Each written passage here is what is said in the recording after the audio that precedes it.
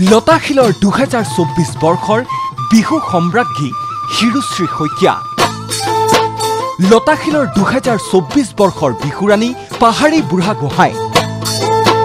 লতাশিলৰ ২০২৪ বৰ্ষৰ বিহু কুঁৱৰী ঋতুপৰ্ণা দাস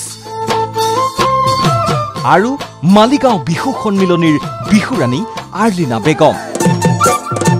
চাৰিওগৰাকী একেলগে ND24ৰ ষ্টুডিঅ'।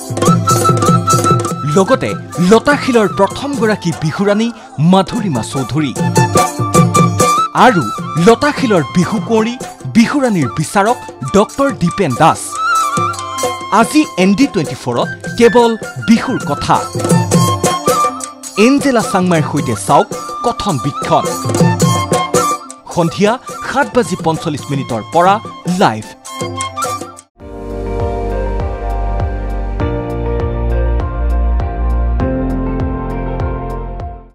আপুনি চাই আছে ND24, সৰ্বশ্ৰেষ্ঠ নহয় সৰ্বোত্তমৰ দৌৰ।